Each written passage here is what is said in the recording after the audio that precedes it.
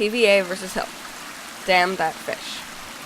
Background: endangered species conservation. Since the beginning of time, animals and plants have vanished from the face of the earth. The dinosaurs, the saber-toothed tigers, and the woolly mammoths that once walked this planet are now gone forever. In fact, scientists estimate that the 3 to 10 million species alive today only represent 2 to 4% of all the species ever to live. Extinction is a natural part of Earth's life cycle. But over the past 2 centuries, extinction has been occurring at an alarmingly high rate. Between 1800 and 1970, the rate of extinction increased by over 5,000%. Between when Europeans first arrived in Hawaii in 1788 and 1970, 36% of the bird species there became extinct. Furthermore, 50% of the insects and all of the mammals in the island state were endangered. India, between 1930 and 1970, lost almost 95% of its tiger population to hunters who killed the animals for their valuable pelts. During the last century, however, the United States has become a leader in endangered species conservation. In 1900, the United States Congress passed the Lacey Act, which allowed the federal government to punish those in violation of state wildlife laws.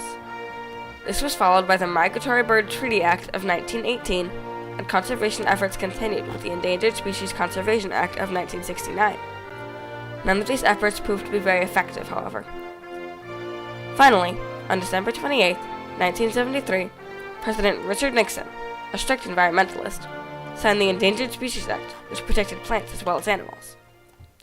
The Endangered Species Act had 3 main goals: to protect the habitats of endangered and threatened species, to create plans to protect those species, and to uphold any previous conservation laws or treaties. Under the Endangered Species Act, species were classified under 2 categories: endangered, likely to become extinct, or threatened, close to becoming endangered. The act made it illegal for any U.S. citizen to import, export, injure, kill, transport, sell, buy, reduce to possession, or damage the habitat of any endangered or threatened species. Out of the 17 sections in the original Endangered Species Act, Section 7 was by far the most controversial. It required that no federal agency build on or near the designated critical habitat of an endangered species if it would in any way impair the population of that species. Section 7 led to several dozen lawsuits on behalf of endangered species. One of the most famous of these was a debate between a multi-million-dollar dam and a 3-inch fish that got in its way. This lawsuit was called Tennessee Valley Authority versus Hill. Debate and Diplomacy: The Supreme Court Battle. The Supreme Court case TVA versus Hill was a landmark lawsuit in endangered species conservation because it strengthened the Endangered Species Act of 1973, led to a balancing of the needs of both land developers and endangered species, and increased awareness of the Endangered Species Act.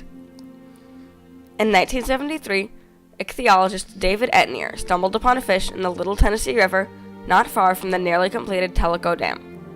The fish was roughly 3 inches long, light brown, and resembled a perch. He had discovered a new species, Persina tenaci, or the snail darter. This rare little fish resided solely in a 17-mile stretch of the Little Tennessee River and had a population of less than 1,000. It was added to the endangered species list in 1975. The Tellico Dam was a project of the Tennessee Valley Authority, or TVA. It was first examined as a possibility in 1936, but was put on hold because of World War II and was not re-examined until 1966, when the project received funds from Congress. Construction began in 1967. The dam had cost $116 million to build as of the mid-1970s, and when the snail darter was discovered, the TVA had no intention of letting it halt construction. Debate raged around the Tellico Dam from the time it was conceived. Many residents in the nearby Tellico Valley endorsed the dam because it would generate hydroelectric power for the surrounding area, in addition to creating hundreds of jobs. Several groups opposed the construction of the dam, however. The most vocal group in the debate was the Fort Loudon Association. Fort Loudon was a nearby historical landmark located in between the Little Tennessee River and the Tellico River. Completing Tellico Dam would cause the Little Tennessee River to flood, destroying the natural geological location of Fort Loudon in between the 2 rivers. In his new book, Little Fish in a Pork Barrel, Zygmunt Plater quotes an opponent of the dam. "Imagine what it would be like for us to stand here on this knoll in 25 years, looking out over an algae-filled reservoir, old silos sticking up from the water, muddy shorelines from the winter drawdown, erosion washing open Cherokee graves. Imagine us saying to our grandchildren, "We could have stopped this."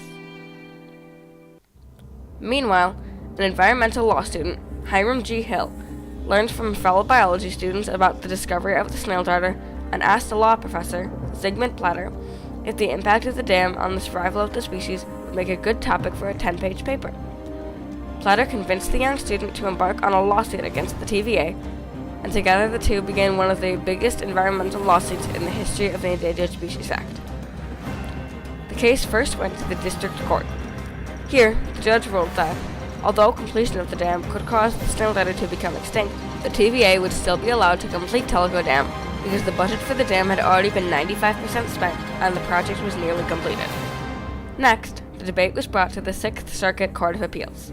Here, the judge determined that completion of the dam would clearly violate the Endangered Species Act and construction was discontinued. In 1978, Hill and Platter went up against United States Attorney General Griffin Bell and the Tennessee Valley Authority once again, in the process becoming the first court case under the Endangered Species Act to go all the way to the U.S. Supreme Court.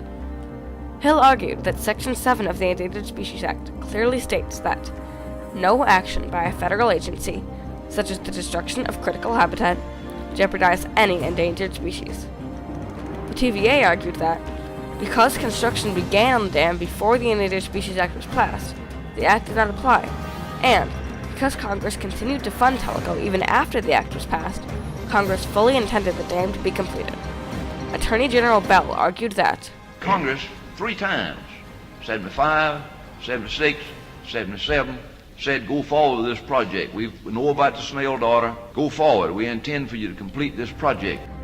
In the end, the Supreme Court ruled 6-3 that completion of the dam would destroy the only known habitat of the snail darter and that the Endangered Species Act clearly prohibits development on the habitat of endangered species.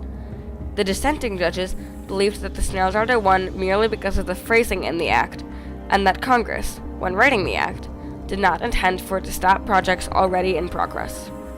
This, however, was not the end of the line for Tellico Dam. In 1979, Congress voted 48-44 to finally allow completion of the dam, and Tellico Reservoir began to fill on November 29, 1979. Consequences and impact of TVA versus Hill. In 1978, the first amendments to the Endangered Species Act included the creation of the Endangered Species Committee, or the God Squad. The creation of this committee was a direct result of TVA versus Hill. The formation of the committee strengthened the Endangered Species Act because it created a diplomatic way to solve disputes between land developers and endangered species. Developers wishing to build on land that had been designated critical habitat could appeal to the committee for an exemption to the Endangered Species Act. The committee would debate the benefits of the proposed project versus the consequences of the possible extinction of a species. The full effect of TVA versus Hill in balancing the conflict between land developers and endangered species was not seen until after a decade after the Supreme Court first delivered its decision when a small owl threatened an enormous industry. In 1990, the northern spotted owl was declared threatened under the Endangered Species Act. The problem resided in the northern spotted owl's newly protected habitat, 5.4 million acres of old-growth forest in Oregon, all ideal for logging. When these forests were designated critical habitat, representatives from the logging industry appealed to the Endangered Species Committee on the grounds that protection of the northern spotted owl could cost the logging industry 12,000 jobs and over $3 million annually. The committee eventually ruled 5-2 in favor of the loggers, granting them an exemption and allowing restricted logging on protected habitat. TVA versus Hill also increased awareness of the Endangered Species Act. To date, over 1,000 court cases have cited TVA versus Hill. For example, in Palila versus Hawaii Department of Land and Natural Resources, the court ruled in favor of the Palila bird, a bird whose habitat was being destroyed by hordes of feral sheep which were ordered to be removed. Another famous case, Babbitt versus Sweet Home Chapter of Communities for a Greater Oregon, cited TVA versus Hill in order to explain the seriousness of the Endangered Species Act.